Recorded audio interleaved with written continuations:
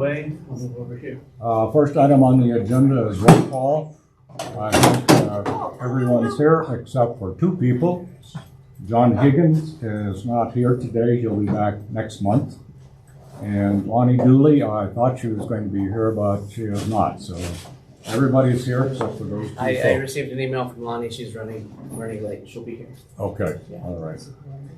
Approval of the agenda. Are there any additions to the agenda? Yes. The only thing is that I thought we had discussed the security measures in the senior centre at the last meeting. Was I mistaken? What? It was, we asked questions of Ronnie about the security measures, Yeah. Do you have it in your report? but it's not on the agenda. On the, oh, sorry, we're Well- doing agenda, sorry. Okay. So you're talking about, I'm talking about minutes, not agenda. okay, all right. We address Okay. safety as a whole. Yeah, you're making the mistake I make every week or every month. All right. Are there any additional, any items that we need to add to the agenda? If not, I'll ask for a motion for approval. So moved. Okay, a second? Second. Any discussion? All those in favor say aye. Aye. Did everybody say aye? Aye. Okay. Is there any opposed? All right. Unanimous.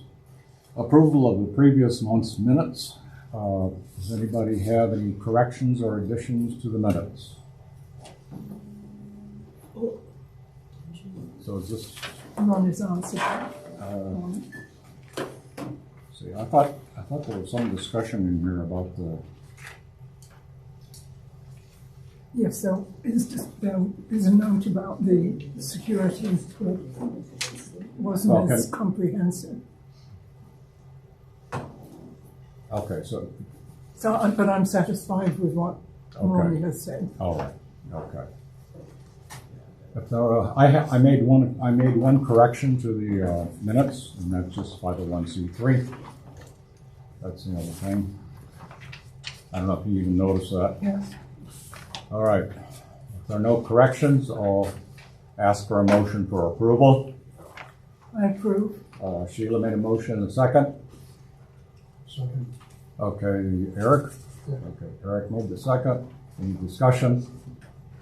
All those in favor of approving the minutes? Of the minutes? Say aye. Aye. All those opposed? Motion carries. All right. Public to be heard. Is there anyone here that wants to be heard? May I suggest, I am just observing, Yes. but can I reserve the right to make a comment after whatever else proceeds? I think this is the time that you would make your comments if you have a. Well, I have no idea what your business is. I want to wait and see what I hear. It's my first time here, I don't know what you're doing. Yeah. So city policy only allows non-board members during the meetings to talk during this part of the agenda.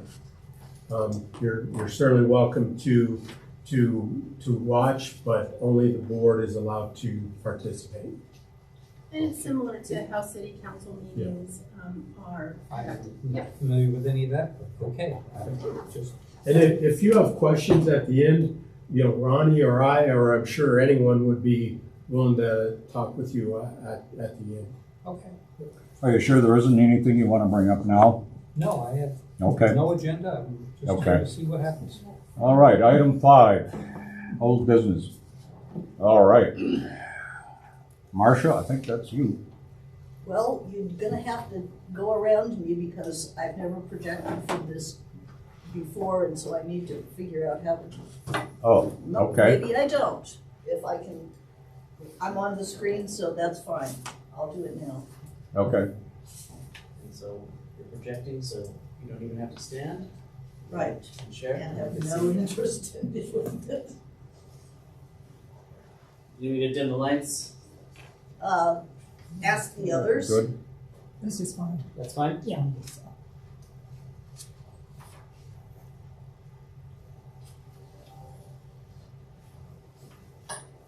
Well, yeah, okay.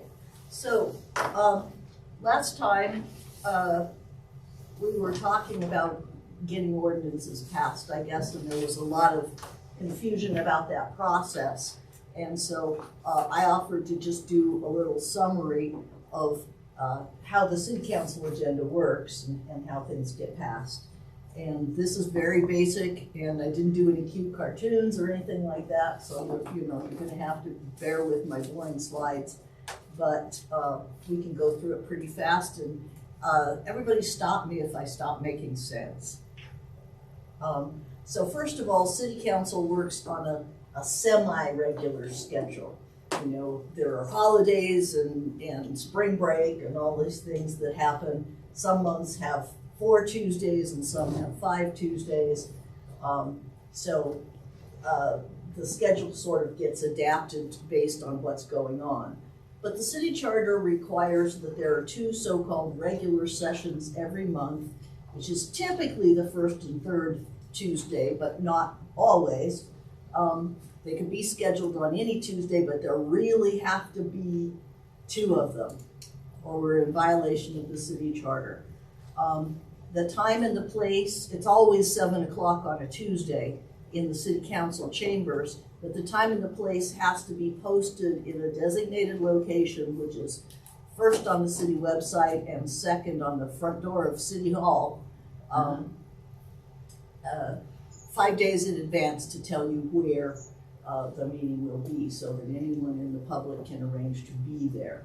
It's also live streamed on a couple different channels, on Longmont Public Media and on the city channel. And if you still have Comcast, on the, what is it, 6 and, what, pardon me? It's Channel 8. Channel 8 and 880. So there are lots of ways to watch city council, but to participate, you have to be physically present in the council chambers. So that's live on Channel 8? Yes, it's live. Yeah. It's live on the city website and live on Longmont Public Media as well as you can watch it afterwards. Ordinances that are, proposed ordinances that will become city statutes can only be introduced, read, and voted on during regular sessions, so that 2 Tuesdays a month.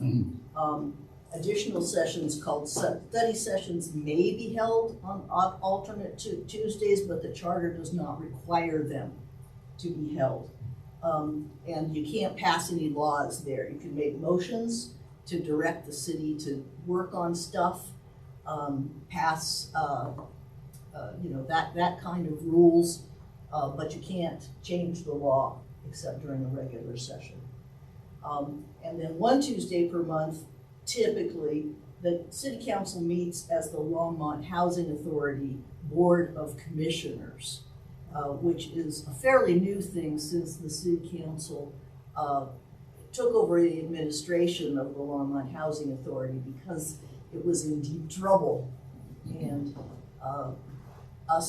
the city doing it saved a bunch of money and also allowed us to hire more skilled people to get the work done, because it's a more secure job working for the city than for a housing authority. The housing authority's troubles are not unique to Longmont by any means. This is the kind of thing that's happening all over the country because of the way HUD administers housing authorities. So it's kind of a shaky business model, and I hope that will improve.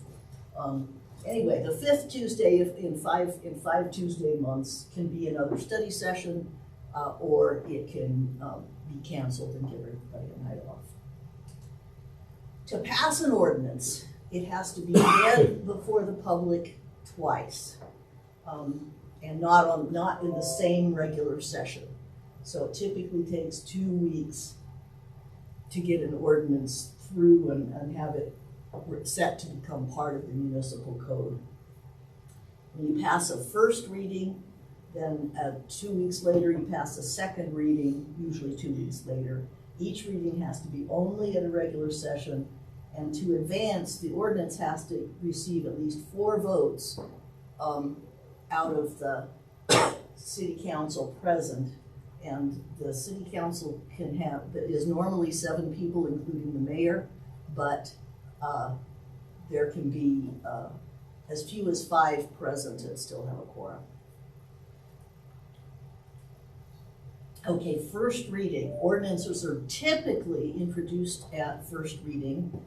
The group of ordinances, and there are usually quite a number of them, are introduced on what's called the consent agenda. And what happens is the city clerk reads through the whole consent agenda. And a lot of these things don't require any discussion at all. Hangar leases on the airport, I'm trying to think of another really, intergovernmental agreements to exchange data with another municipality or with Boulder County often doesn't need anything. Supplemental appropriations because we received grant money that the council had already authorized us to apply for. Those are the kinds of things that don't necessarily require debate. And so the way the consent agenda works is that first any council member or the staff may request that something be taken off the consent agenda for discussion, and then somebody moves the rest of the consent agenda and it just shoots right through to the next step with no discussion. So there are really two good reasons why something gets removed from the consent agenda. One is there is a presentation from the staff or needed debate by the council. And another reason is just because the council wants it, some council member wants it to be discussed in front of the public so that people will be aware of it. That might be something like an oil and gas regulation, closing down the capping of a well or something that's within the city limits that there's a lot of public interest in, but there's not really much to be decided, so there won't be much debate, but you pull it off the consent agenda and talk about it a little bit just to make everybody aware. And then the remaining ordinances that didn't get pulled off the consent agenda just go through to the next step in a following meeting without any discussion at this level. And what's passed then are considered again at the next regular session. Second reading, ordinances are passed on the first reading are considered at a second reading. And at a second reading, the council first has the opportunity to discuss each ordinance. And then the mayor opens a public hearing. And anybody has the right to speak for 3 minutes about the ordinance, only about the ordinance. And unlike typical public invited to be heard, you don't have to live in Longmont or work for the city to speak. You can be any interested party at all. So, for example, a Weld County commissioner might come, or somebody from New York who thinks smart meters are going to kill us all might come, and they're still allowed to speak. And both of those things have happened, by the way. And then the hearing is closed when everyone who wishes to speak has done so. And at that point, the council again has another round of being able to speak on the subject for debate. And the council may take a number of actions at that point. The council may postpone discussion of the ordinance pending something else happening. They may table it, which is essentially killing it. They may ask for amendments. Or they may vote on the proposed ordinance and pass it. So an ordinance that passes second reading is headed, hi Ronnie. An ordinance that passes on second reading is headed to the city code. It generally becomes law 30 days after the second reading, but there are certain ordinances where the council may have a date certain. If it's an emergency, it may go into effect almost immediately. And then if it's for something to go on the next election, obviously it doesn't go into effect until, the election, whatever that date would be. But those are the main reasons why it wouldn't just be on that 30 days following cycle. And this process is specified by state law. So any home rule municipality has to follow this basic procedure.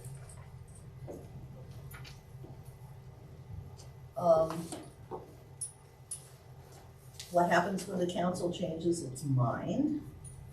Come on, there you go. A decision by the council may be reversed only and that's a final decision, the second reading vote, can be reversed only in the first regular session after the final vote is taken. And the only people who can move for reconsidering an ordinance is someone who voted with the majority. So if it was 3-4 or 4-3 to pass this ordinance, then only one of the yay voters can make a motion to reconsider. And that essentially means, well, I think the council was wrong and I have something else to say. What that does is it just undoes that last vote and puts the state of play into where it was before that second reading motion was voted on. That means that the replacement motion could actually be something different. So it could be, I move this as it was originally presented without the amendments that happened along the way. Or I move that we table this and not discuss it anymore and not pass it on. And a new vote is taken, and that's what the council does. That's the final decision of the council. You can't do that more than once. So yeah, it's the same motion or a different one may be considered. That's happened a few times in my memory, where usually the last time it happened was about the annexation of an enclave, and one council member who had just been elected voted no because she thought that we needed to make them bring the piece of land up to code before we could annex them. And actually the opposite was true. We can't make them do anything about the code until they're annexed. So she made a motion to reconsider once she understood the mistake, and then we voted the proper way and everything was fine. And that's really what it's for. Because nobody's perfect and everybody gets things mixed up once in a while. And so there's an opportunity to change your mind. Otherwise, once the council has voted on it, the same exact subject cannot really be considered until a new council has been elected. Now that doesn't mean that everybody is new, but it means there has been a municipal election and so after the election, even if it's all the same people, then the clock is sort of reset and you can take up subjects and handle them differently. It doesn't happen very often, but I can think of at least once where it has. Do you have a question, David? No. Oh, okay. No, I was just looking confused. Well, if you're confused, then you have a question, No. whether you say it or not. Okay. Resolutions. A resolution is a statement of policy, usually, and they only have a first reading, whether they are discussed or not. And so they show up on the consent agenda, and if they just get passed with the consent agenda, then there's never any public discussion, but the resolution becomes city policy anyway. They only require one vote, obviously, and a resolution that passes goes into effect immediately, even if it's not debated. Now, the resolutions that have a big effect on policy usually are pulled off the consent agenda, and there usually is a presentation and a discussion about it. The most recent two important resolutions have been the Sustainable Aviation Resolution and Vision Zero. And Sustainable Aviation has a moderate amount of impacts on policy. You know, it puts the city on track to providing sustainable aviation fuel and solar plus battery on hangars and all that kind of stuff that will eventually, that determines how things become law, or what laws the city brings forward. But they don't all happen by inference. You know, they all have to be still worked out by the city staff as to how each supporting ordinance would happen. But it means that the council doesn't have to direct the staff on each and every little thing about making the airport more sustainable. They understand that that's a mission and they have to do it. So Vision Zero, even more so. Vision Zero sets the goal of achieving 0 traffic deaths. That's really hard. And so there's typically not an end date associated with it. But what it does do is, just like sustainable aviation, it dictates what ordinances the city passed. So soon we will hear, if it even needs to be an ordinance, we'll see. In fact, I see this in my neighborhood right now, that the streets are going from 25 miles an hour to 20 miles an hour. And on the streets where it has, the speed limit has been lowered, they've put out those little flashy speed monitors so that you can see that, oh, you're going 25, but it's really 20, folks. And I expect that what will happen is that without an ordinance at all, because the city operations has the power to set speed limits on different streets, it doesn't require council action to do that.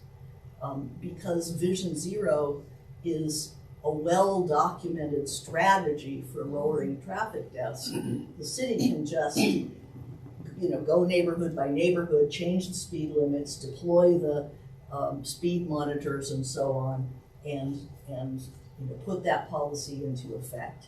And as I said, that's happening in my neighborhood right now. So a resolution can be extremely powerful, or it can be something, almost like a proclamation that allows you to just acknowledge, that it's test your basement for ozone leak or something like that. Yes, David?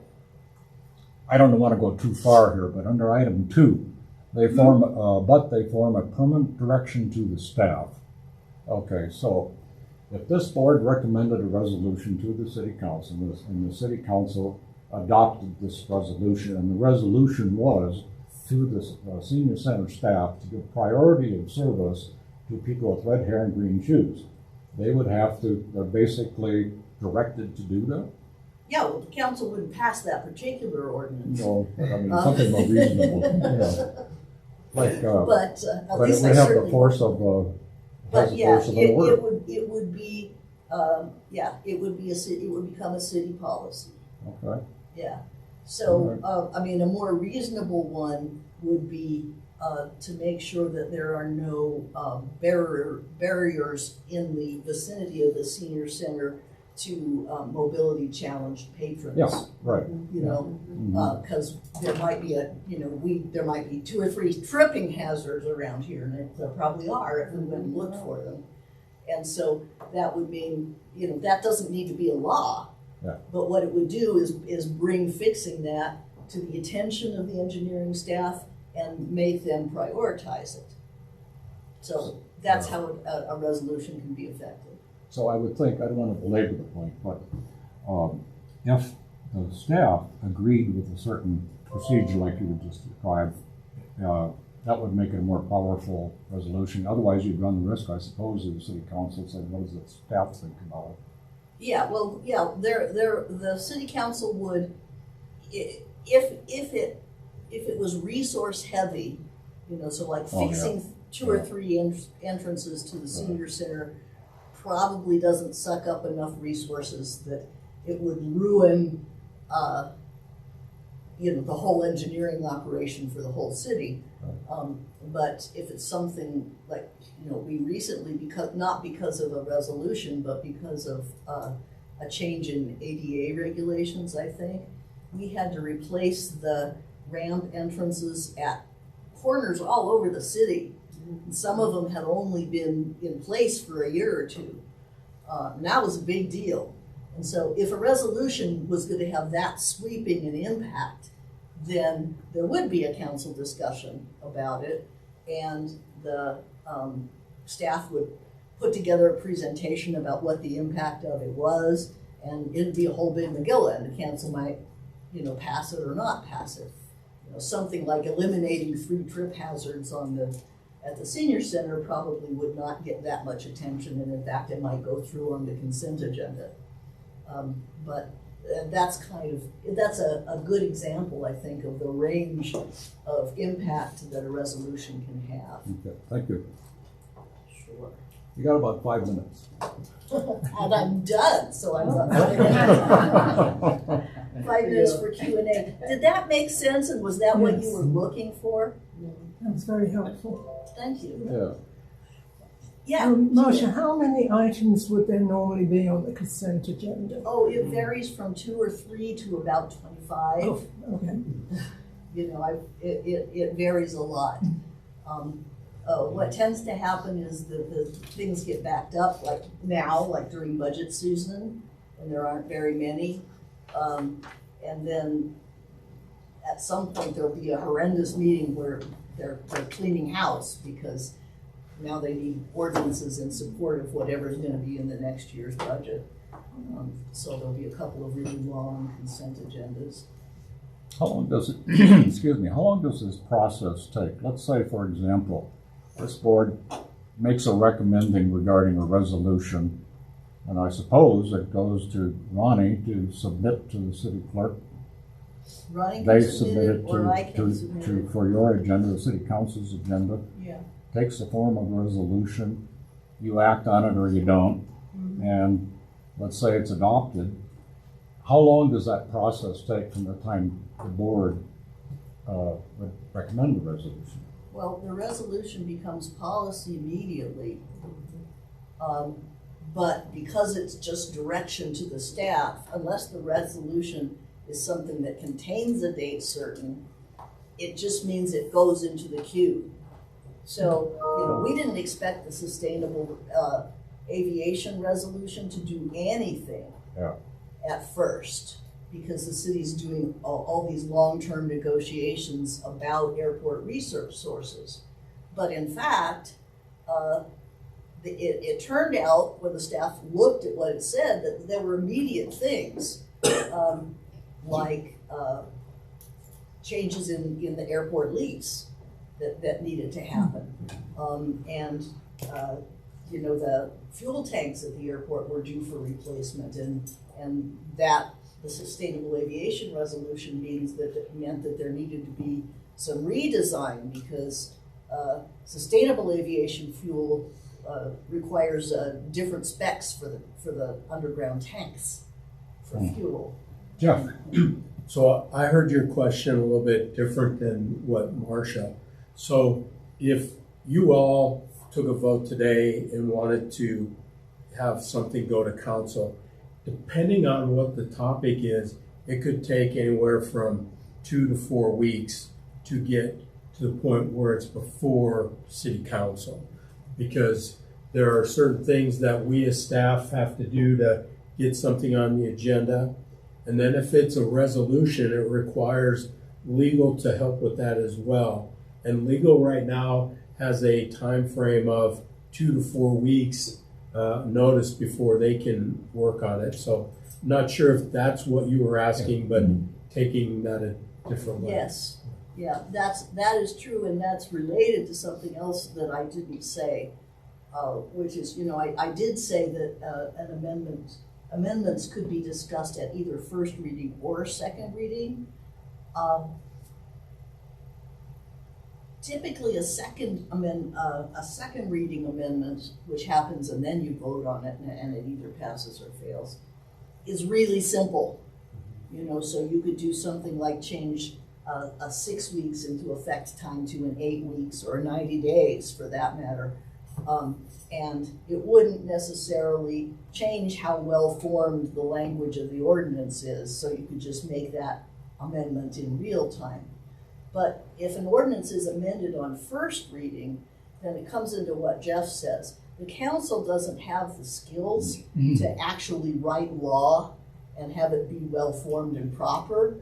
So we give direction about the sense of it, what should happen, and then what we would be doing instead of voting on the resolution was we would instruct the staff to come back with the same ordinance but with different provisions, essentially the same ordinance but with different provisions.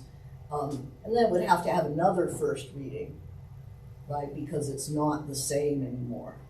So that's the staff, the council really cannot draft law because it's special skills.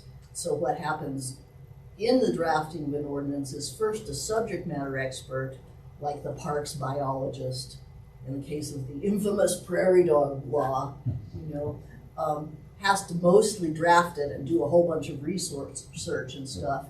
And then it goes to legal, and legal has to figure out not only is the language proper, but also does it violate any state laws, which the first draft of the prairie dog ordinance actually did.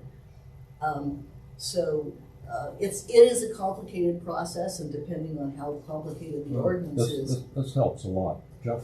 So the other thing I would like to, I guess, throw out there is that Ronnie, as the manager of senior services, is delegated certain authority to make decisions at the senior center. So let's use the example that Marcia referred to as far as the trip hazards. That's a great one because Arlene and I actually talked about that last month, and I have an update for you before we leave today. But some of those things really don't have to go to city council. We as staff are expected to, what I'm going to say is, do the right thing and make repairs in a timely manner. Things would, in that situation, would only go to city council as if senior services was responsible for paying for that and they didn't really have the resources. Then we would approach city council to see if they would give us the funds to make that change. Yeah. So not everything would have to go to city council, but if you want to affect change, like in your next agenda item with your annual report, a lot of those things would take at least upper city leadership or city council to make happen. Right. So, and that one thing about the trip hazard could run the whole gamut. So suppose that the trip hazards were just a couple of slabs of sidewalks that had risen or fallen, so there was an inch or two of difference at the expansion crack. Then Ronnie could just put in work order, right?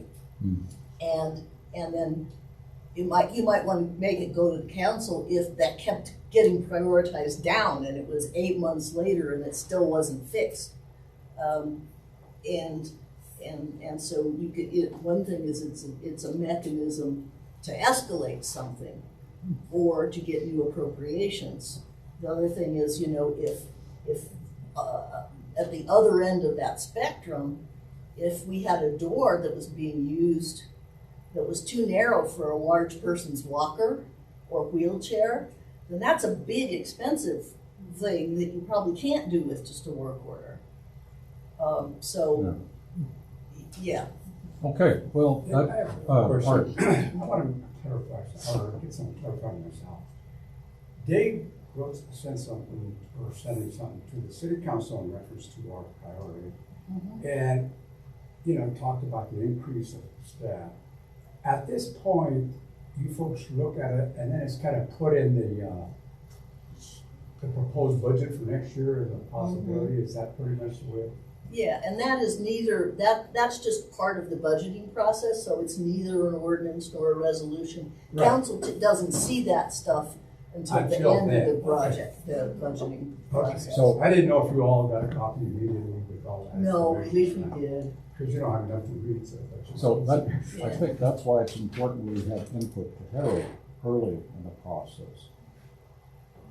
Are you agreeing? Well, and that really is the process that we go through. So each department formulates their budgets.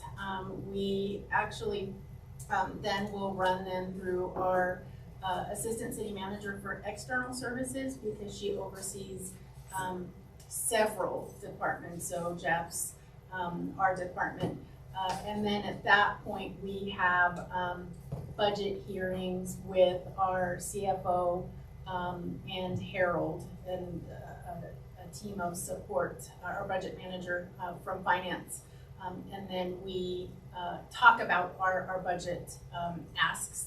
So Ronnie would talk about his budget asks, talk about the involvement that the advisory board had, present data. And then at that point, it really is Harold, our our CFO, and our budget manager that look at balancing that budget for the revenue that we have, and then that's when city council will see it beginning in September. But as far as a single person, Harold is probably the main, other than our own internal staff, we would want to talk to them. It seems to me Harold would be a critical person in the overall process, even though you In the have the overall slower process, level. he decides what goes in front of Right. the city council. Right. Yeah, with staff input. Okay, don't want to belabor it. All right, And public input. Right. You know, I mean, Okay. a lot, you can get stuff on city council by marshaling the public and, you know, week after week having people talk. right. And that's actually quite effective.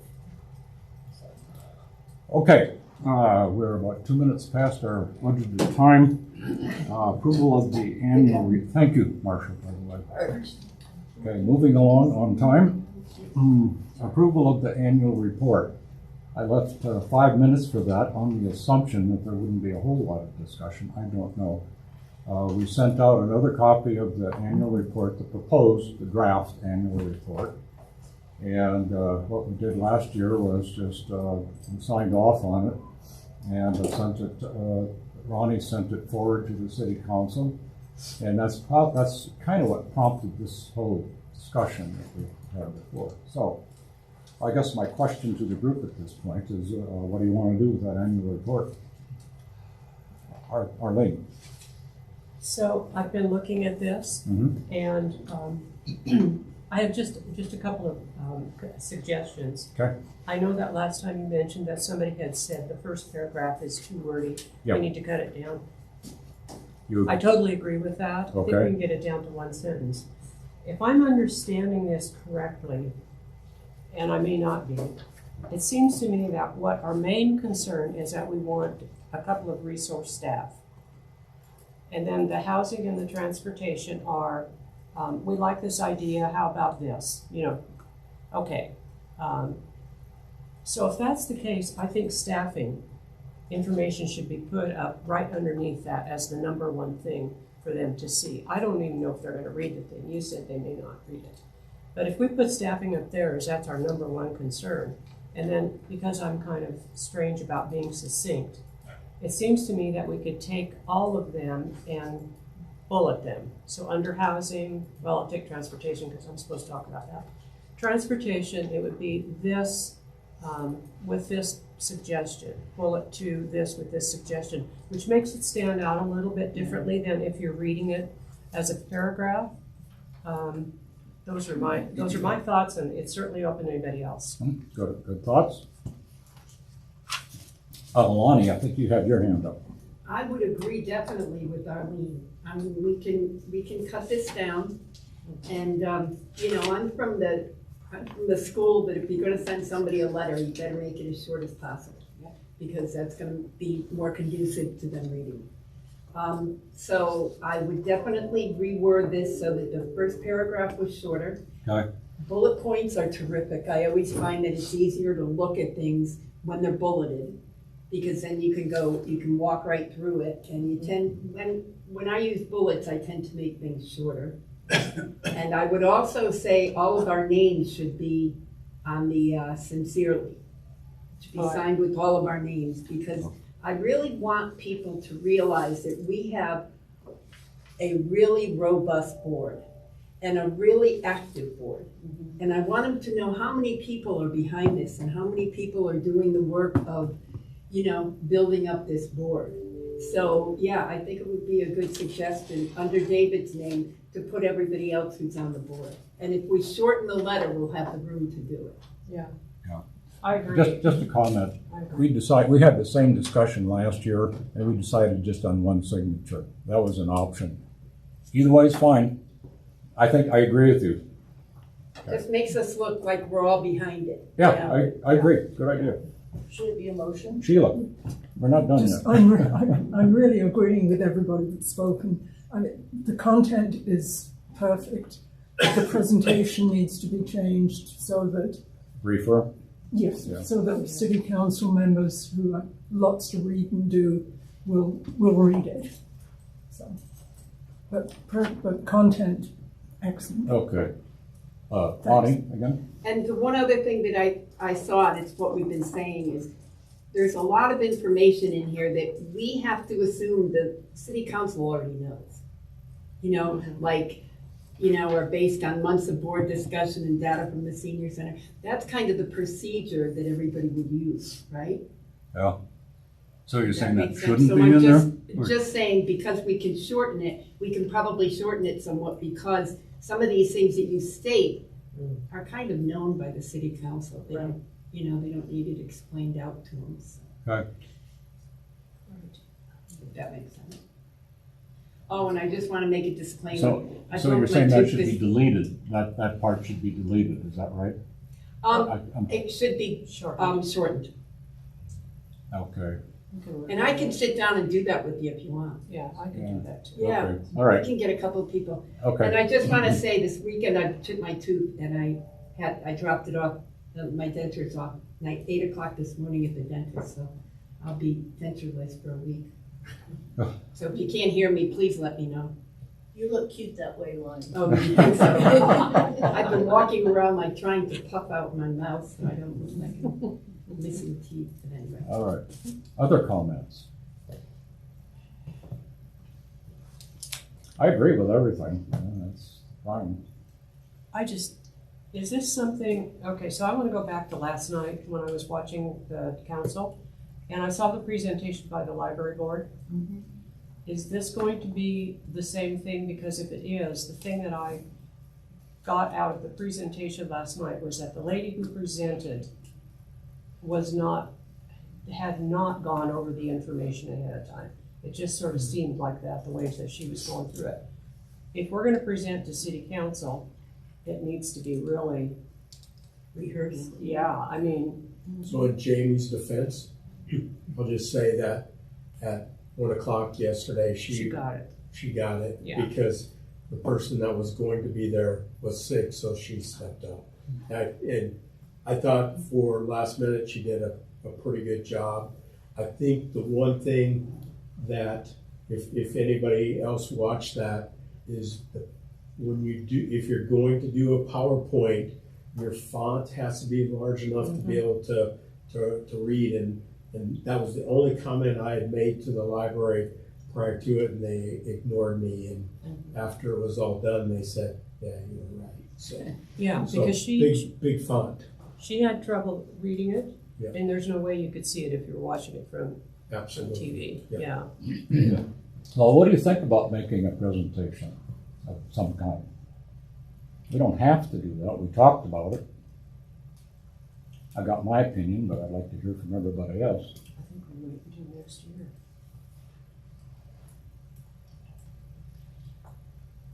Anybody? What's your opinion? Huh? My opinion? Yes. My opinion is that my impression from Harold is, well, I'm very impressed with Harold as a person. He knows everything. He was so aware of everything we talked about. And I just don't know if we have enough punch to make a presentation, is what I'm trying to say. We can do it, and that probably wouldn't hurt. But, and I agree with you, I think it really has to be focused on certain items. The housing thing was too general. As far as staffing is concerned, they know that already. You know, everybody's been ragging on Harold for who knows how long on staff, so that's nothing new. So I'm a little reluctant to do that right now. What I would rather do, that's also interested in the resolution, is we got a couple of subjects coming up, I think, that could be really more powerful. And something like this is John. I'll talk about that a little bit later, but he has a proposal on food insecurity of seniors. I think it's just a wonderful idea. And then elderly abuse has come up, and we've already got the three others we've been working on. I think I'd rather see, my opinion is that we'd probably be more effective if we just took more of a niche issue and go up and hammer them with that single issue through a resolution. And I don't know when this would get implemented, but you said it could be implemented, within 3 or 4 weeks. So anyway, that's what I think. But, you know, if we want to make a presentation, we can certainly do that. I have Yes. a couple remarks. Yep. One is a presentation is the way of ensuring that the council reads your annual report, because you're reading it to them or presenting it to them in briefer form. The other thing is that if you have a need case, make it. It does not have to be point for point, bullet for bullet, the same thing as your annual report. So, for example, if I were doing it, I'd have the annual report more or less like you have, with the, the good comments that we've had about organization. But then talk about those two resource specialists that are being requested, and tell some stories about the need, and just because the council doesn't know those things. And the other thing is the council may know those things and have other things higher on their agenda, that they would rather have more money spent or more attention given to something else, including the exact same thing for youth programming. So if you want to make your case, make an emotional case, make something that is going to resonate with the public who is watching, and then submit the report. That's another thing that you can. Do we have time for another month, or is it, let's say we rework the letter, come up with some talking points, would it be too late after the next Jeff one? would be the person who understands that better. So We could get on the agenda ahead of time, I suppose. if you want to impact the budget sooner than later, Ronnie, Christina, and I have until May 31st to submit our information. If you want to support what is being put in there, I would say no later than mid-June. Would you agree? Yeah, Because mid then, or, even third week of June, because we usually have that meeting with our CFO and Harold right after the 4th. so then decisions are starting to be made after the 4th of July. So we can set up a proposal for mid-June, right? Right. I mean, a presentation. So Marcia, I'm gonna ask you a question. When the library came, that Susie, Hidalgo Ferry? yeah, had made a recommendation to council, do we have to do it that way, or can we just put it on the agenda to come before you? You can, two people control the agenda, right? Right. It's Harold and the mayor. Right. And either of them can put anything on the agenda that they want. Also, a council member can put things on the agenda by motion but, the council has to vote. So two of us last night moved to put things on the agenda and were defeated. We couldn't even get a second for either one. So those are the three ways something goes on the agenda. But if you ask Harold or Joan about something simple like this, something that, well, the senior advisory board would like to present before the budget decisions start being made, then that's probably, she'll just say yes. And if she won't, I And we think have we our- put we it in have- there, Christina, Yeah, and we have our agenda meeting Yeah. every Thursday, so, we'll get together, Ronnie, and find a good time. Then you can report back what that target date is. and it would certainly be after your June meeting. So anything you wanted to finalize before then, we could do that. I feel uncomfortable doing it without further review at our June meeting. Right. I'd rather make the changes we talked about and brainstorm a little bit how we're gonna present that. And we still have time. right, but the June meeting is really early in June, so you're fine. Well, when is our, is it the 5th of June? Our next meeting? Yeah, That would be the fifth. the 5th? Yeah. Okay, well, that's pretty early. Arlene, did you want to say something? Well, as far as getting up there and presenting the annual report, I would like to see us be much more polished and be really ready and good. And maybe that means we do it next year. I don't know. But if I'm understanding correctly where we're at, the thing that we're really interested in is getting some additional resource people. So I don't know about a resolution, but what kind of information or feedback does the council look at when actual people from the public come up for their 3 minutes and say, I'm from the advisory board and this is our recommendation based on blah, blah, blah, blah, blah. And you can do that pretty succinctly in 3 minutes. If we had, one or two or even, all 7 of us, who knows? Would that have an impact? At least it would say to the council, here's the concern, here's what we're asking for, and here's the reasons why. Well, Arlene, I'd go back to my previous point, which is if you're gonna do public and do it through public invited to be heard, tell the stories. Mm-hmm. So We can do that. say so-and-so needed this and they had to wait 3 weeks for an appointment. Ronnie, I'm sure you could come up with some heart-rending stories. I mean, seriously, you could. Throw those in.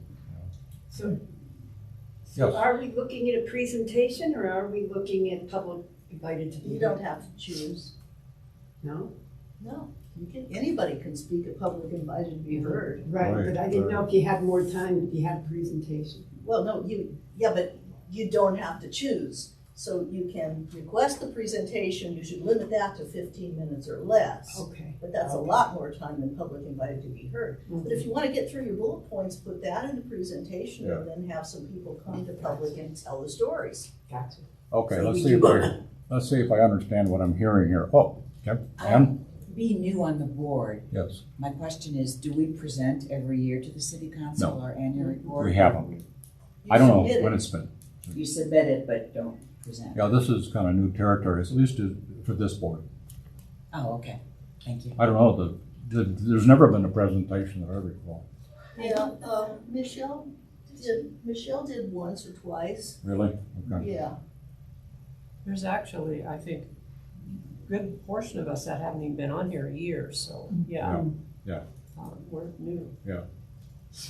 Okay, one more thing. Okay, Lonnie? Just a technicality, and I'm probably the one that perpetuated this. I've been calling this board Senior Citizens Advisory Board. Okay. It is not. It is Senior Services Advisory Board, correct? I think it's senior citizens. Senior citizens. It is, because I looked it up. SCAB, yeah. Okay, Yeah. all right, That's because an I've awful seen acronym. both used. I've seen both Right. used, so I didn't know if I was perpetuating the wrong one. Well, I learned something every day. All right. Okay, go ahead. Okay, let me go back. Am I understanding that most of us would be comfortable with putting this on the agenda next month, which would be the 5th of June? And we'll have a revised letter incorporating the suggestions that were made. And we'll come up with some way to polish our presentation.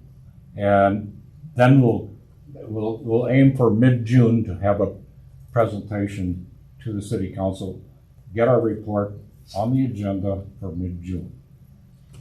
I think Is that it? the first regular session in June would be the second Tuesday, so June 11th.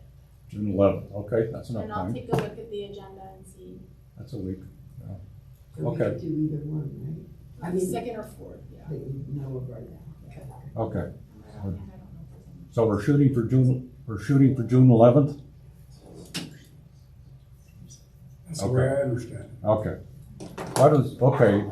Somebody make a motion on how we want to do this. Lonnie?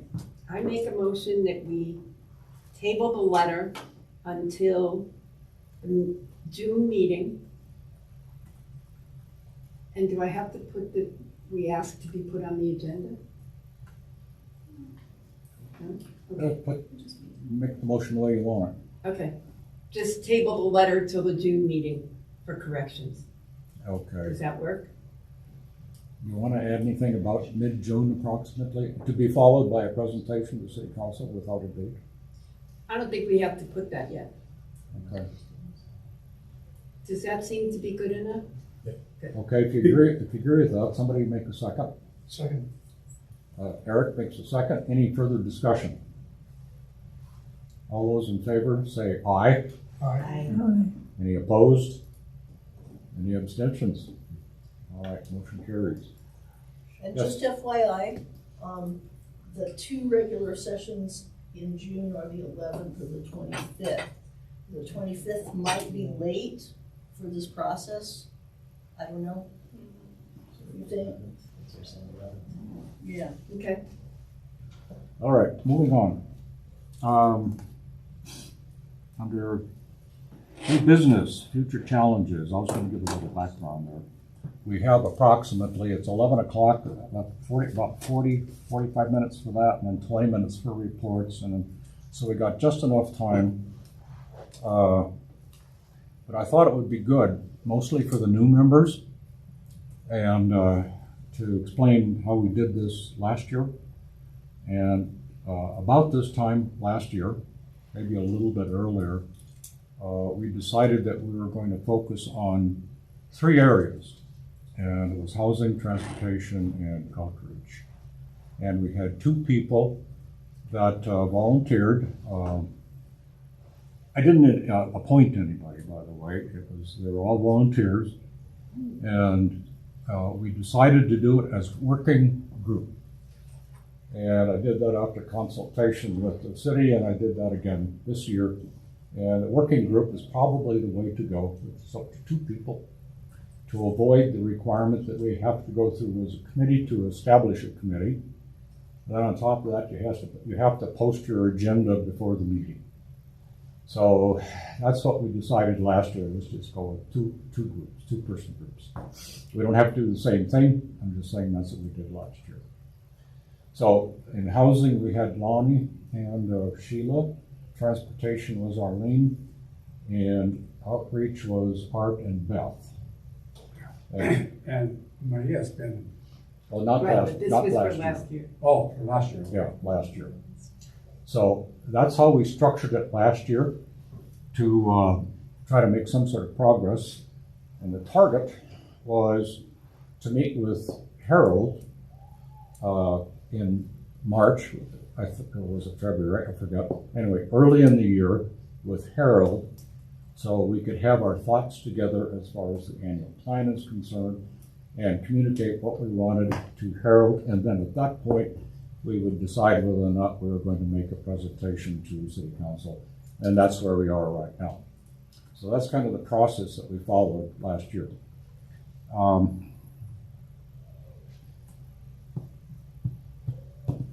And that, of course, was determined by the goal of the ordinance, which is to make recommendations to city council. That's why we did all this. I will explain a couple of things here, just another minute. And that is, we missed our December meeting, which was a big mistake on my part. I canceled the December meeting.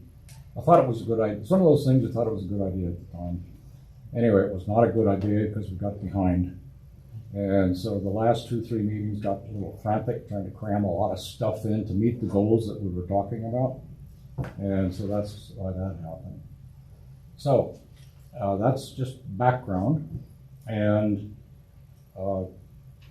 I'm just going to throw it open to discussion now as to what you think is important as far as this board focusing on this next year. I think a lot of people have got a lot of ideas, and I would propose that maybe, well, we have at least John Higgins. He's got a very good proposal, in my opinion, that he wants to present next time. So I would think that most of the topics we proposed today, maybe we finalize, if we want to finalize them next time. We can have 1 or 2 people per topic, if that's the way you wanted it. Anyway, I've said enough. What do we do next year?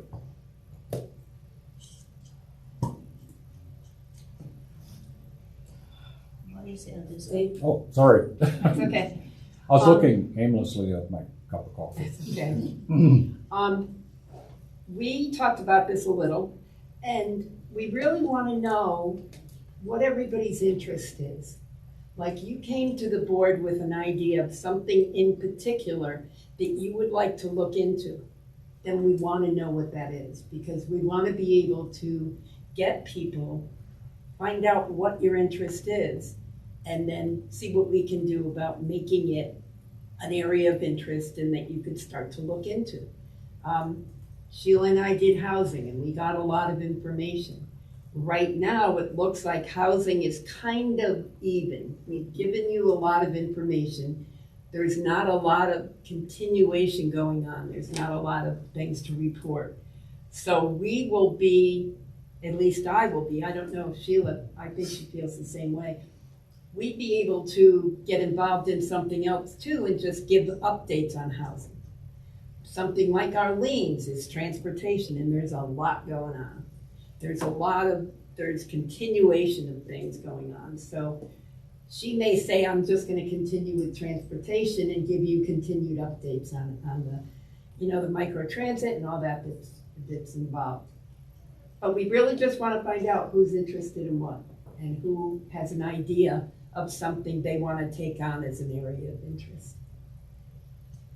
I'm particularly interested in food insecurity. That's a good one. That was a good one. John brought that up, and I thought Okay, well, I'll take the good one. I think it's a growing problem in Food. not just in the city but nationwide, and it's not an issue that I or even this board can come to a solution for, but to at least have some data behind a presentation or a sharing of knowledge. And I would like to address that in the coming months. Good. I can continue to give updates on transportation. Couple of things. I did mention elder abuse. I think that is something that would be interesting to hear information about. But one of the things, Dave, that you keep talking about, and I'm fully in agreement with, is data. Data from the senior center, because if we're going to start saying we need more resource people, we need more recreation people, we need the building, remodeled or something like that, I think we've got to have data to back that up. I don't know what the council now, but when Waters used to be on the council, everything had to be data. Do you have data to back that up? And I think that's kind of important. Do you have a research person on your staff? There used to be one, I thought. Oh, you are? Okay. But with that, when these things come about, I do present those at these board meetings, the data, but outside of that, if we're looking at anything in particular, I can help support.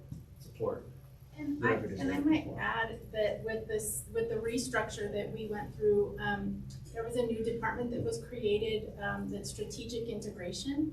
And so that's really where our data people live, and we work really closely with the manager of that division, Lynn Yarmy. So Ronnie has access to help with data, with evaluation. They've done a lot of work compiling youth data and helping create dashboards and those kinds of things. So I think that's something that we could work with that department on. Office of Strategic Based on- Integration. Strategic integration. So based on feedback from us or? just Based what on it that is? really would come from Ronnie as a work item. And so, you know, I think as an outcome of these meetings, if you're looking at particular data on use in the facility and how to best provide that information, they really are experts in that area. And so if there's a specific item that comes up, I think it is a discussion of is that within the scope of what senior services can do? Because it can get really big really fast, right? And so I think that there's a balance. Are we, for example, senior services in charge of investigating abuse, elder abuse, and what does that look like? And I'd say that it's probably more of a conversation with some of our partners in the community. So I think maybe that discussion might need to be had here. So what's our connection with the county's human services, with the Department of Human Services, and what's that link, and what is the data that they're seeing? I think that it starts there, and then it can get bigger, and you know, we can pull in other internal city partners as well. Does that help? And I don't disagree with you on that. In fact, that's really kind of the way I'm thinking. So I mentioned elder abuse.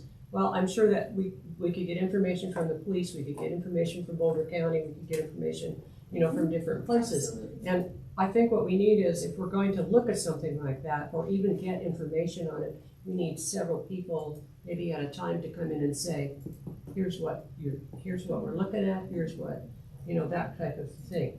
But backing up to data, so if I were to say, I would like to know exactly how many people unduplicated attend the senior center. So that means if I come here, I'm one person. But if I come here for 3 different programs, I'm still one person. Still one person, yeah. Is there a way that particular thing can go that remote, you know, into it and say, we have this many unduplicated? Then you can go with duplicated. Okay, so I came to 3 programs. Great. You know, that gives you a totally different number. And of course, your door count is a whole different number. That's a whole different thing. Yeah. And I think that's the struggle, right? And that's really the struggle that we all face in public facilities, is that it's hard to get to that unduplicated number. Right. So that, you know, I've been with the city for 25 years, and we've always struggled with how do we get that unduplicated number. I think that, you know, the advantage that we have now is we have some technology that we haven't ever had before. You know, we're looking at some ways to do client records management a little easier. I don't know what will come out of that, but to that specific point, I think it's something we could explore, but it's something that we've struggled with for a really long time. And so what makes that challenging is we offer so many different things Right. here at our center. What I mean by that is we have, our door count will catch people, total guests, right? They may not be coming for programs, drop-in or paid programs or day trips. They may be going to just Meals and Meals. Right? Right. Programs we have to register for, so that is 100% concrete, accurate data, right? We can pull unduplicated individuals from that information. One thing we're working to clean up is our drop-ins. Right now we have people who aren't going on our day trips, are not part of our registered programs, not utilizing Meals and Wills, are coming for things like table tennis, the billiard rooms. And so we're looking at a way to, how do we capture that data? And so that's something we're currently working on right now. Amy, our program supervisor, recreation program supervisor specifically, is working with our volunteer facilitators for these drop-in programs. to identify a way to register basically on the spot. Is that we're having computers in these spaces to where they log into Sign Up Genius and just plug their information in the day of. Do they have to sign up in advance, and even though there's no cost? Do they have to sign up on Sign Up Genius in advance to attend this program, so we at least have a record of who's participating? We're ironing out some of those details right now. And I will add really quickly that, Ronnie listed off several different data sources, and what we have done in the past, whether it's to council or to our city manager, what we have done in other areas is really provide these different data points to help build that picture. And so while we don't have the exact number of unduplicated clients or patrons, what we can say is these many people, had resource visits. These many people. This was the total visits to the senior center. And what that does is, in general, really paint a picture of how much work is happening at the senior center, how many opportunities are having. And I think at the end of the day, that really is our goal, right? Is to be able to paint that picture and give people the picture of the total operations of the youth center, of the senior center, of the senior center, even if we don't have that unduplicated number. Right, so to really highlight and identify who is using our facility, right, or what and at what capacity. So there's different numbers, but each of those numbers capture different things. Paints a good picture. Right? Yeah, and I understand all of that, and I can understand the different things, and I think that that's important. But is there a way to have people have some sort of a card that when they come in, they just scan it on the computer and it automatically goes in, and then of course that will spread out across the line. And so if my number's 15536, it's going to show that I was here this many times, but the computer will be able to say this many people came. So if we have, and I don't know, this is just a number I'm throwing out, if we have 300 unduplicated people that come to this center on a regular basis, how do we reach those other people that aren't coming? And we don't know that because we don't know how many people are coming. So that's something we discussed on a lower level. We had discussions with some of our staff, some of our regular patrons, some of those regulars, just kind of collect some feedback. If we were to move just that sort of system, it wasn't well received because they felt it took away the feedback I got. It took away from how welcoming we are, meaning we are open to everybody, right? And of course, everyone comes for different things, but what that means is, in order to come to access, I enjoy, this is feedback I got, right? I enjoy walking in with my friends. Someone's going to registered programs, someone's going directly to Meals on Wheels, and I'm going to one of the free drop-in programs. They felt it took away from that connection to the facility specifically, and it became more, one thing I heard was like a Costco. You have to you can't check your ID before you walk in to access the amenities, right?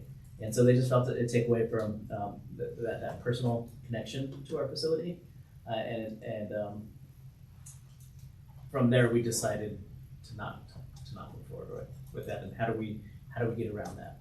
Again, we have our registered programs, we have our Meals on Wheels because they're tracking the data there, right? We have our door counter, and then that's when we decided to implement, keep that same feel, identify that plan to sign up for the drop-in programs. So the answer is we're not going to do unduplicated counts at this time. At this time. And probably Is that never something we could look this at point. unpacking down the road? Absolutely. But again, from the information I got, conversations we had, feedback we received, it was another thing. It seems like we're on the verge, though, of almost getting there. Everybody's been talking about it. Everybody understands the need, I think. It's just how do we do it? And it seems like right now we've got to go to secondary sources. Right. If you want to identify a problem, you got to go to secondary sources and then apply it to your own situation. And it's probably pretty close, but it's not the same. what I'll say is that, you know, we also in our department had this same struggle, if you'll remember, Councilmember Martin, with identifying the children under 3 who are not in care. And so what that, and I mentioned earlier the dashboard that we did. What we ended up doing was contracting with a consulting firm that helped us look at a whole range of data, both internal data through children, youth, and families, and some of the external census data to build this dashboard. There really wasn't an exact number. We have more of an idea of who that population is, and what I will say is that that project itself, I think, was upwards of $400,000. And so I wouldn't say that it's not something that we would never consider doing. I think it comes to, okay, what are the priority areas then? If we are going to bring forth a data project that is gonna cost, you know, $500,000, do we wanna do that, to Ronnie's point, timing wise? Do we wanna bring that recommendation, or do you all wanna bring that recommendation forward versus for putting resources into your program services, your resource specialists? And so I think it really is, you know, looking at it from that perspective as well. Not that it isn't important, that, you know, maybe at some point down the line, but how do you want to phase these things in so that it's not everything at once? And I understand that too. And I know everything is based on money. And I'm just going to say one more thing and then I'm going to stop. Okay. Have you even considered the idea of approaching the University of Colorado for some of those grad students that would be in computer services as a project for them that would not cost us anything, but it would give them a grade to come up with something that might be able to do something along this line? And that's, I'm done. Yeah, again, I think that all options are on the table, and I think on the back end to really look at what's the staff's capacity to be able to supervise somebody to do that. Like there's always, that person would need supervision, we'd have to have an agreement. But I mean, it is something that could be done and really looked at, you know, in the bigger picture of what all is going on in the division and how is that prioritized. But definitely we've worked with college students. Question that I have, and Maria and I have talked a little bit about this, but kind of along what you're going through is asking for ethnicity. I mean, there's been discussed too, and it always seems to come up that that's a difficult one. And I guess I'd like to possibly discuss that a little bit. I mean, I'm not saying we have to discuss it today, but, you know, I would sure like to say, you know, Maria and I were in one of presentations the other day, and it was, what, 15, 20 minutes? And I don't know if those are the same 15 or 20 that are going to this next one or the next program, because there's several, you know, there's some programs, and, you know, the thing is, we don't want any programs cut, obviously, but we also want to increase if we can get those numbers to where they need to be. But can somebody, or Ronnie, can you help a little bit on that? Christina, anybody, Jeff? Is we not putting anything on that? Go ahead. Yeah, no, we have talked about that exactly, gathering more demographic information. And it's not something that we could just implement like today, tomorrow. We could, you know, process updating our registration system softwares to have those options. How are we collecting it? In what spaces? Is it just the recreation side? How do we collect that information for our supportive services side as well? So something that we are looking at.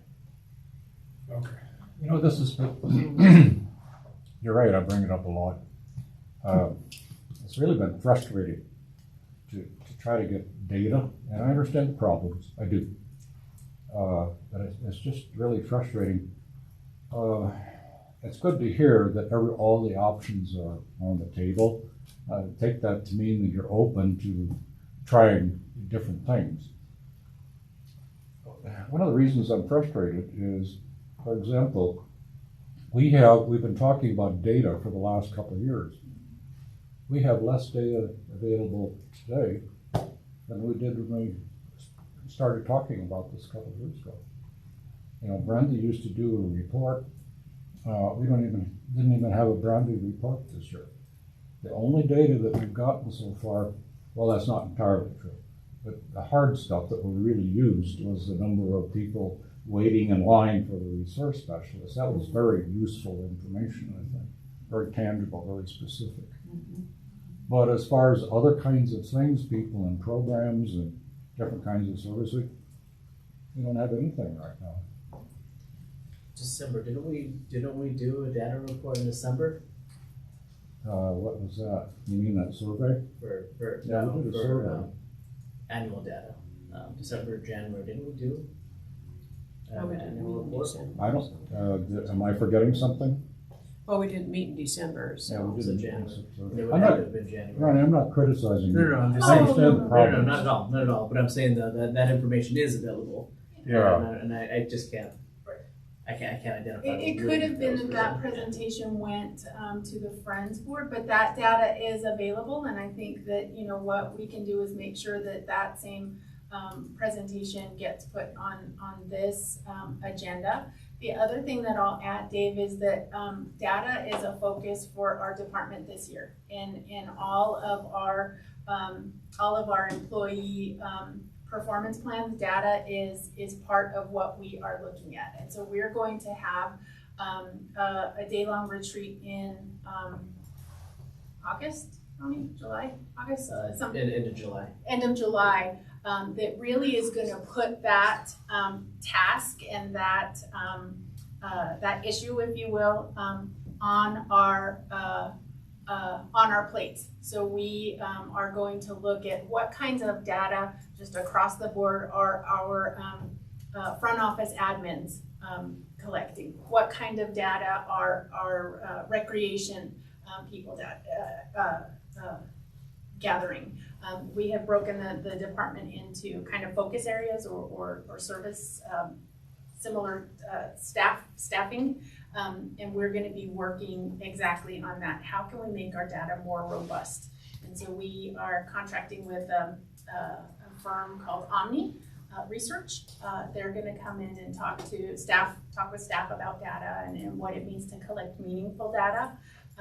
And then the hope is that the outcome of that is that staff will understand what's needed in their area, will give us ideas about what kind of data we want to collect, and then we can include that in our year-end reports and make sure to get that to this. And I understand the resistance from staff. You didn't say that, but I understand the resistance from staff. I understand the resistance of your staff, Ronnie, and all that. We've never done it before. I know it's tough. We've never It's done tough. it before, and that's why we want to make it something that is easy to understand, easy to grasp, and easy for our employees, our team members in human services to say, oh, I get this, and it's not scary. Yeah. Our admin people are collecting qualitative data. Yeah. Our resource specialists are collecting data on how many people come in for services, how many people, for example, in children, youth, and families, how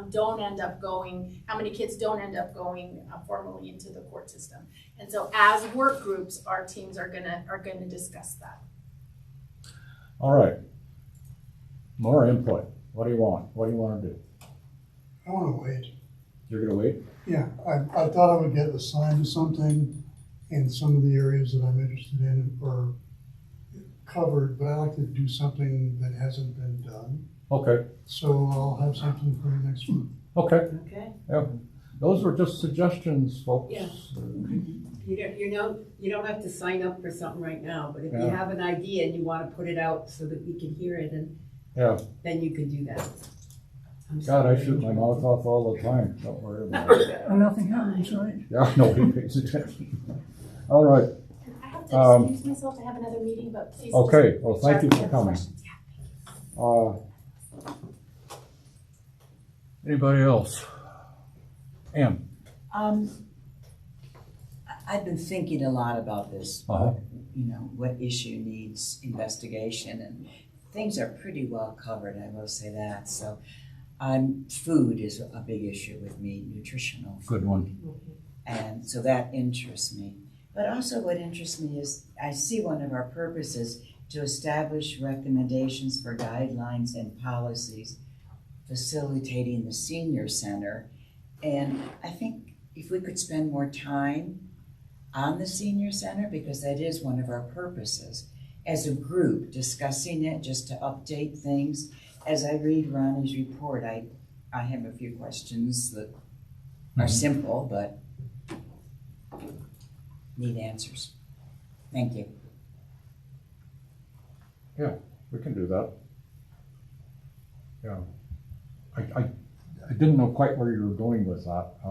Were you also saying that we would recommend more policies and procedures, guidelines? No, It I was just think we should informational, spend a okay. little more time discussing Okay. what's happening at the Gotcha. senior center. Gotcha. Yeah, we can do Because that. there's so much going on here Yeah. and so many changes. Like I just heard, Ronnie, that hours are gonna change next month, like for a recreation class and, Expand.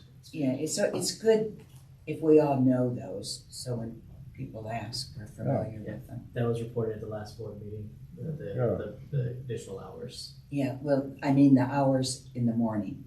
Like there's an 8 o'clock exercise class here. Now I guess it's gonna start at 8:30. Right. Oh, okay, I wasn't familiar with that. Yeah. I know you're That's- gonna have something in the evenings, Right. which So- is huge. I mean, I think Yeah. we should discuss and that. I a can, little and bit. that's an opportunity here for that now. I don't put those things in the report just because it's just a shift in a program. I mean,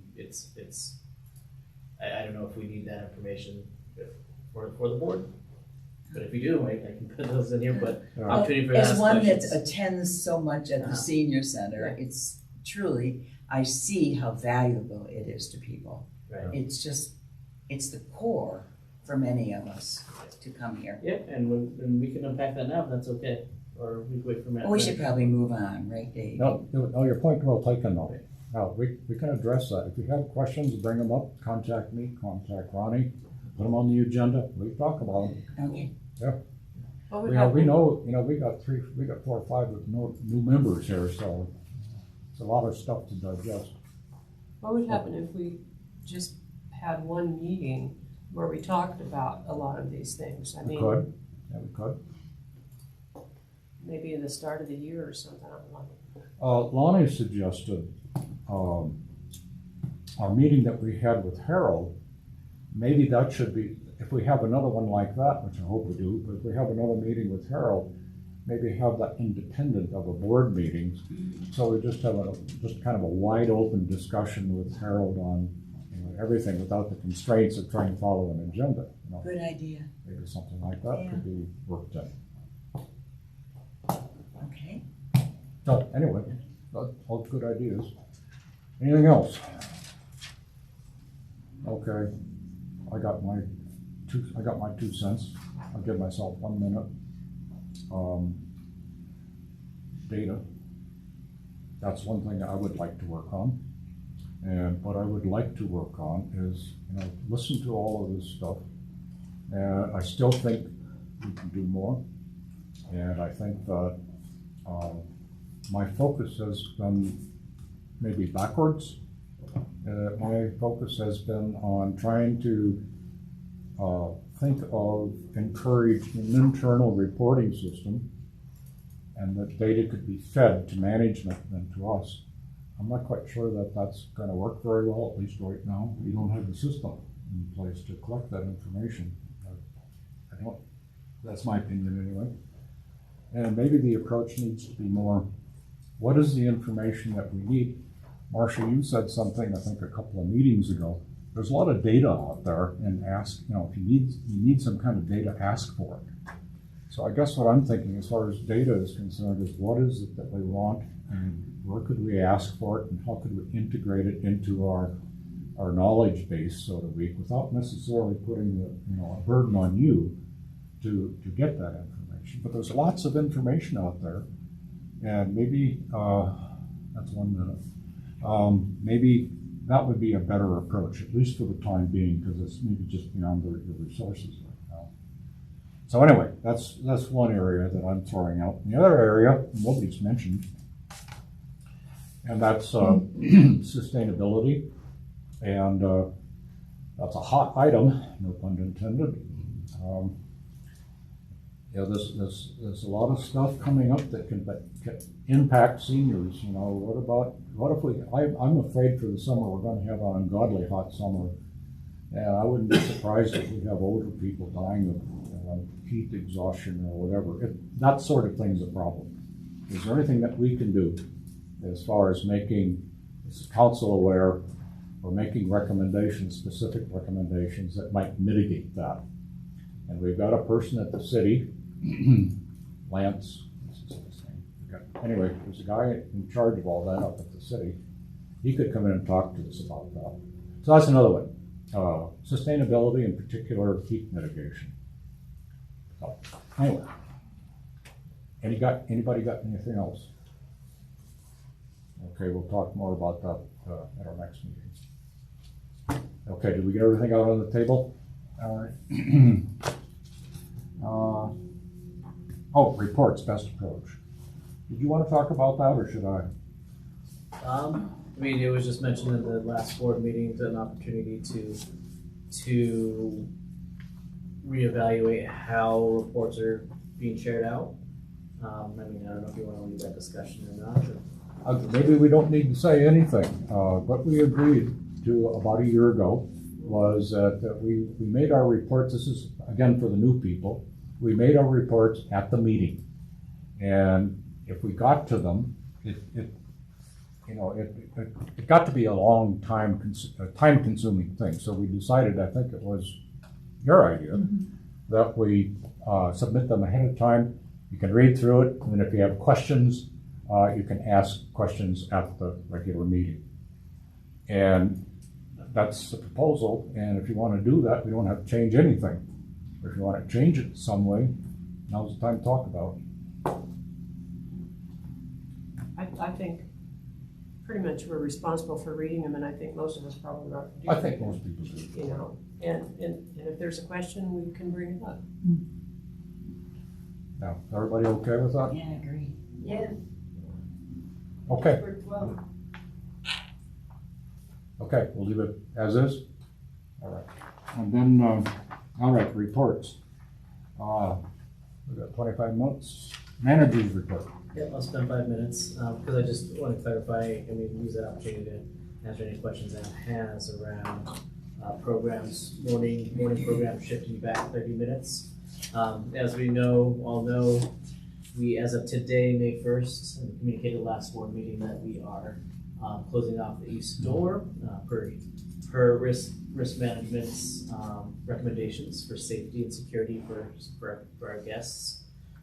It's an unmonitored or managed door, and so now we're in a position where everybody is coming through the front door, and our staff is able to monitor who's in our facility. And so with those recommendations, it was an assessment of safety. Right now we have Silver Sneakers classes starting at 8 a.m. Our building doesn't open until 8 a.m., so doors are opening at 7:30, 7:45 as soon as guests are starting to arrive, and our custodian's letting them inside of our facility. For safety, it's an unmanaged building where our doors are open. It's not our custodian's responsibility to manage all participants coming in for these programs, and anybody who's not coming in to our facility for these programs before 8 a.m. So working with a recreation fitness coordinator also saw value. And I want to go back to safety concerns, because what we're seeing there is, for any reason, doors are not open at 7:45. I'm talking 7:46, 7:47. We have people participants going into the Meals and Wheels, around our facility, to the Meals and Wheels entrance, and exiting the facility through Meals and Wheels, which is a kitchen entrance for staff. And so it being a safety concern, programs were shifted back to start at 8:30 to allow to remove our custodian from the run for opening the front door and having to monitor and manage guests, and I'll say all guests participating or not participating in our programs, right? It's an open door. To remove that from their responsibility, that's not their responsibility. So what we're doing now is working with, again, recreation program fitness coordinator, shifting start times collectively from our location, I believe, in the rec center back to 8:30, or pushing it back to 8:30, allowing our staff the opportunity to open up the front door and 30 minutes for guests to arrive, get settled, not have to rush, get set up and start at an 8:30 time. Feedback from that coordinator, saw great value in this. Worked with Meals on Wheels director, saw great value in this. And and the custodian manager saw great value in this. Our custodian's part of our staff, part of our team, but is not part of my staff. They have their own manager who manages custodians across the whole city. So, looking at it from all three of those angles, great value in shifting programs to 8:30 for safety specifically. When did this go into effect, or has it gone? It has not gone into effect. How are you going to communicate this? So, communication went out today with signage. So we have signs in our facility, Meals on Wheels today. The fitness instructor was able to communicate it out last week, I believe, in coordination with the fitness coordinator as well.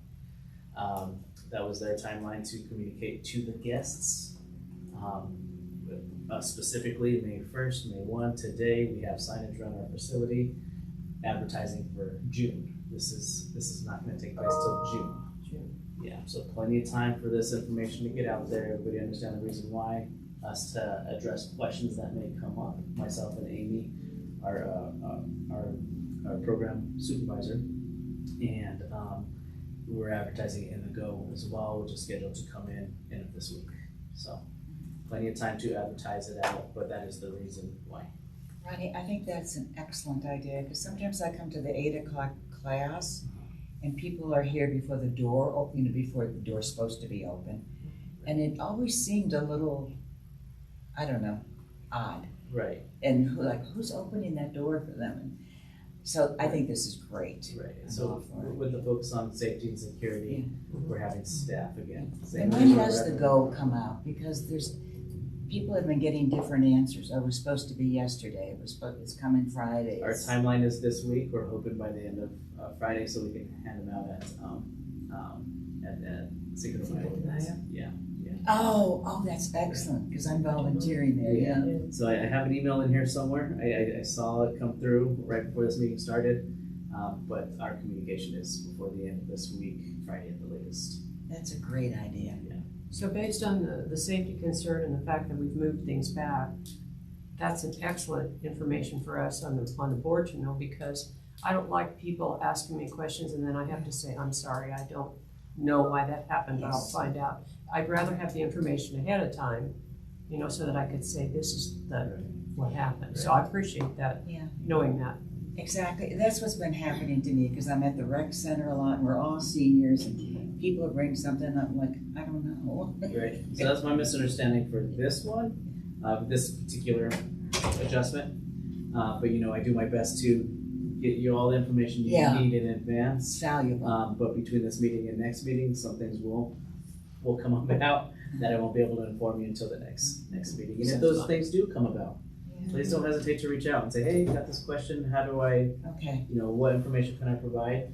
And you can always, at the same time, direct it to me. We get a lot of questions and concerns, and even our staff, I equip them with information they need to have surface level conversations on any adjustments we're making. But my directive to them is, if the conversation becomes uncomfortable, you don't have the time needed to address those concerns, meaning your schedule didn't allow appointments, things like that. Just send them my way, and I have no problem following up on those questions. Thank you. So we're making those adjustments, a lot of adjustments around safety specifically. But so that won't be in effect till June 1. Okay. Yes. When does Coffee with Leadership start? Oh, it says starts in June. Yeah. But is that going to be here? That will be here. We'll either reserve a spot in the lobby or one of the rooms. But we're just looking to see if we have some interested board members who want to participate in that. And so it would be great. Yeah, thank you. And so what all that is an opportunity for us to get to know our patrons, our guests, our regulars, and them to get to know us to know them. And it'll be a controlled space. Again, it's the whole purpose is to build those relationships, not to build complaints, suggestions. We'll encourage that to be brought forth here at our board meetings. But again, does that mean we're not open to the feedback? No, it could be a separate conversation though. So this one is, Do you want to talk about that? What's the draw for bringing them in, just to meet them? to make those connections. Yeah, so, we do a lot. This board, we were just talking about it. This board is very high functioning. I'll say high functioning and supportive. And it's important for us, our guests, to make those connections with you, with us. As staff as well will be present, but leadership specifically to make those connections on who our supports are, and share at what level you support, what it looks like for you to support them, our senior center as a whole, our programs, our supportive services, and answer any questions around that work as well. Because I think that the last meeting it was that you mentioned that perhaps there would be talks at night. You would continue with the everyday activities into the evening hours. With the expanded hours in September. That is correct. Okay. So September, that's what I do have here on my agenda as well, is in September. We will be rolling it or pushing our hours back Monday through Thursday until 8 p.m. So we'll be open 8 a.m. to 8 p.m. Monday through Thursday. Friday will remain the same, 8 a.m. to 5 p.m. And then Saturday hours, 8 a.m. to 12 p.m. And so Amy right now, our recreation program supervisor, as of today, has opened it up to contractors, facilitators, program instructors to field those ideas, to identify how we start programming on those expanded hours as well. So we'll be intentional with it. We want to address a couple things, some of those popular programs, maybe a second offering, and bring some new ideas to the table as well. And be a draw. Our goal is to attract new guests to our facility. And maybe it's an additional fitness program in the evening, maybe it's a fitness program in the morning on that Saturday. We're in that process right now. It's exciting. Yes. Exciting. Big, yeah. Good report. Thank you. All right. Sorry if I went over 5 minutes. I'm sorry? Sorry if I went over 5 minutes. Well, I'll make a note of it. The time police are on to you. There's something at me. Okay, city council liaison. Oh, well, I have been a crappy city council liaison this month because I'm not well and my life is blowing up, so I apologize. Can't help it. So I don't really have a huge amount of news. I'm really happy with you guys because you're really getting into the, let's be a more high functioning board. So, as Ronnie said, and I just am thrilled to see that. I'm thrilled most of all, I think, of all the things that have happened. We don't really, I think, realize what a big deal it is that we have been allowed to extend the hours of this center. But it's a vast change in terms of the potential impact on the community we serve. And it's also, it's like giving a 30% bonus to the city's facilities budget, because we didn't have to build more capacity. And I just can't tell you how important that idea of being efficient and thoughtful in the use of resources really is.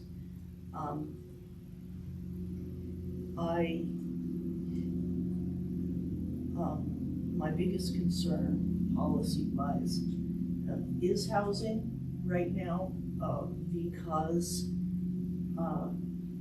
of the growing attitude in the city of trying to pull inward. You know, the population we serve are already pulled inward, right? You know, but that doesn't mean that that the city gets to be allowed to wither and shrink.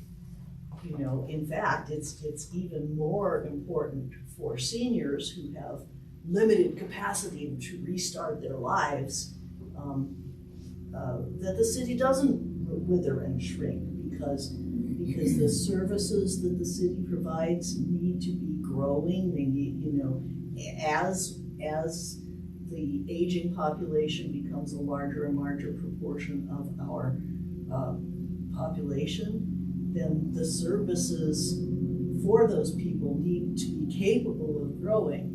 And that really means we're going to stop this. We've got to be more welcoming to young people, and they need to be able to afford to live there, if no other reason than they can take care of people who are 10 years older than any of us and need to be taken care of. You know, so it is an important, the demographic shift in this city is an important policy matter that matters to us.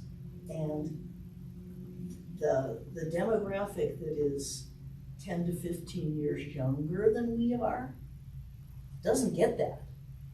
You know, they're just wanting everything to stay the same, and they're not looking at the long-term consequences of that to us,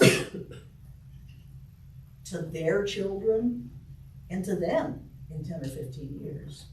You know, so I consider it a huge problem for the city, and I don't know what this group can do to kind of reverse that trend, but you know, my personal feeling is that we need much more of a welcome to Longmont attitude, a stay in Longmont. You know, people, when they look at the city's housing policy, they say, well, we don't need to grow, we don't need new businesses, and we don't need people to look at moving here and stuff. And you know, when we did our housing needs assessment and came up with the idea that we need 12 to 14,000 new housing units, that's not for new businesses and economic expansions and stuff like that. That is our children growing up and choosing not to leave, or being able to choose not to leave, people aging out of foster care and things like that, you know. And commuters who are making lower end wages, retail, teachers, nurses, all, you know, professional, lower half professional people can't live here. And our quality of life is much better if they do, because they're available to us and they're more committed to the city. And those are the only people we're talking about that we want to live in Longmont. So I think the reason I'm giving that under the policy report is because in order to preserve our quality of life, I feel like we need to do something about changing that attitude and evangelizing the idea that no, this isn't somebody's economic ambition, this is just how an economy works. And we need to keep the economy working and vibrant. That's not necessarily the policy of the council, because some of the council people either are in that demographic that would just like to keep everything the same, or want the votes of that demographic that wants to keep that everything the same. But it's the conclusion that I've reached after working for 6 years on this council. So since there's not really anything earth-shattering to say developing on council right now, because it's the beginning of budget season and I don't have much to report, I thought I'd give you my spiel. Yeah, that was good. Yeah, thank you. And I was glad to see so many heads nodding. Yeah. Thanks.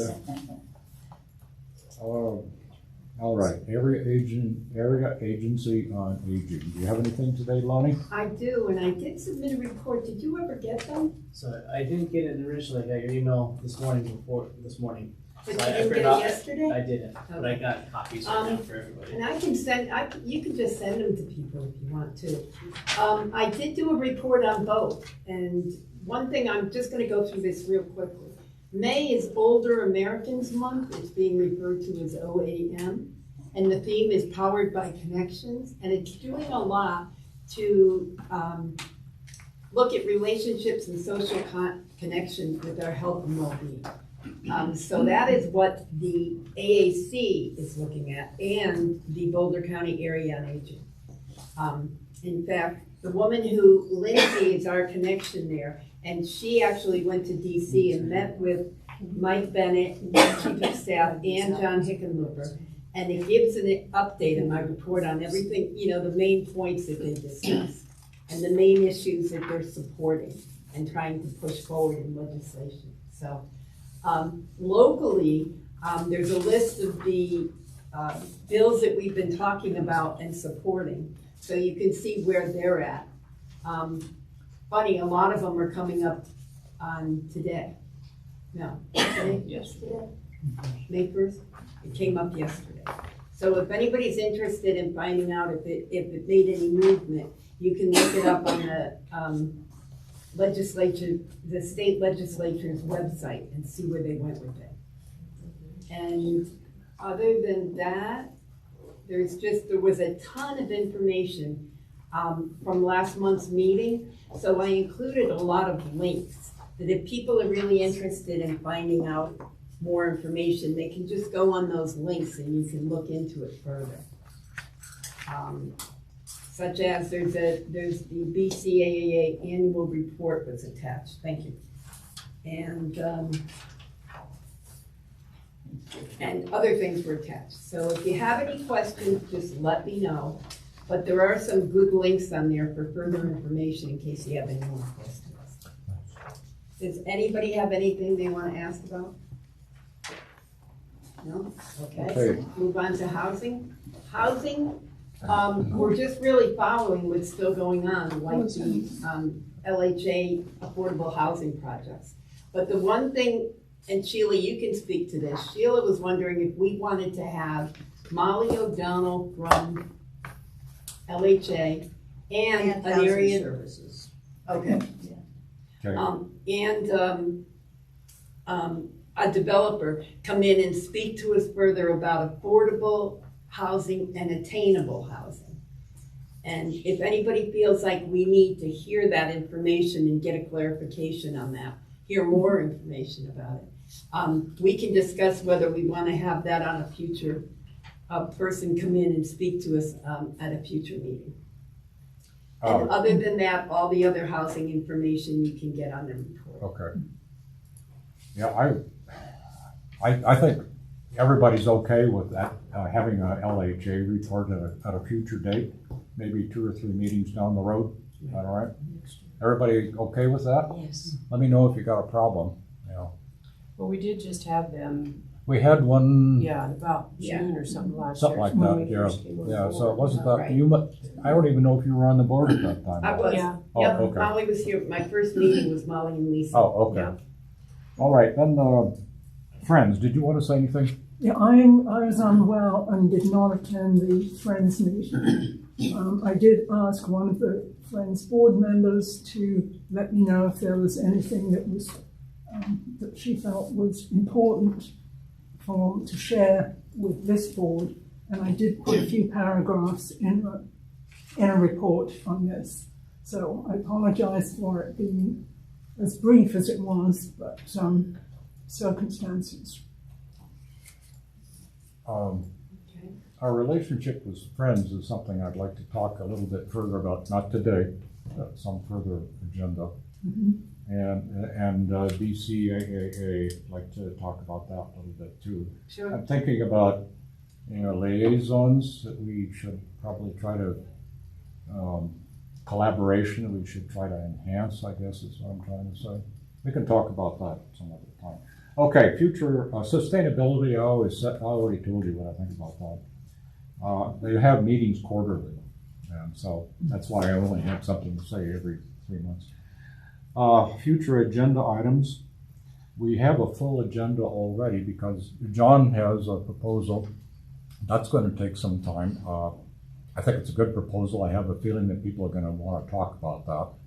We'll finish up the annual report, and that's going to take a little time. And so what I'm just leaving that future agenda item as is, unless anybody wants to add anything additionally. I did put the annual report and presentation on as a future agenda item.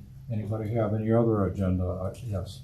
I just wanted to ask, because the June meeting is the last chance to finalize what's going to be presented or sent to council, do you need to nominate a couple of pairwise meetings to work on it in the interim, or do you think it can happen in the council, in the meeting itself? I think we'd be wise, I'm sorry. Okay. Yes. I think we'd be wise to do it beforehand. To get some people together to go over the letter and to determine it beforehand and then bring it to council for any further discussion. To the board? Bring it here. Or, I'm sorry, bring it to the board. Okay. Do we have a problem with the committee versus a working group on that? It just as long as it's 2 people or less. Well, how about, is it okay if Lonnie and I work on it? Unless somebody else wants to do it instead of me. Well, I don't mind working on it, but that throws it into 3, and then it has to be a meeting. Yeah. You could have a serial event, so you could have one group of 2 do one thing, and one group of 2 do, like, convert, rework it, and then somebody else converts it to PowerPoint, you know, or list of topics for public invited to be heard. There's lots of ways to break it up into 2 committees. Okay, well, let me ask first, who wants to work on that? Lonnie is one, Eric is another. Okay, Sheila. Do you Okay. want to, Arlene?